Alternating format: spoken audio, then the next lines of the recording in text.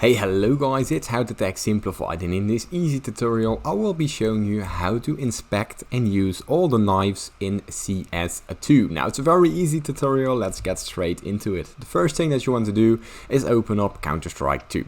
Now from there you head down to the play, and here you change the options from this to grenade camera, infinite ammo, infinite warm-up, and you choose the practice mode. Now from there you simply choose all the maps that you prefer. Now let's say we want Mirage, and we go inside our game. Now this loads up our game. I'll be right back with you. So once your game has loaded up, as you can see we're in Mirage. From there you open up your console, like so, and you type into commands. Now the first command that we want to use is this one, SV cheats 1. Now we press enter.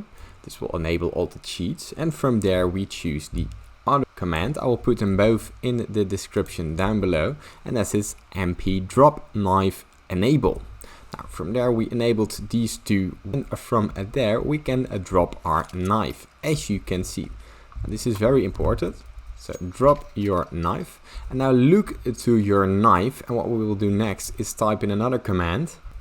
Open up your console again, and from there we use this command, the subclass change. Now we use a spacebar and then the number. So let's say we want a M9 bayonet. We do 508, and as you can see, when I pick up this knife, it gives me an M9 bayonet, like so. And I can choose this to do other knives as well. Now let's say another knife, the same code, subclass change. Let's say I want a skeleton knife, 525. Press enter, and here it gives me a skeleton knife, as you can see. And you can choose all the knives that you like. All the knives has different codes, and I will put all the codes down in the description for you to see.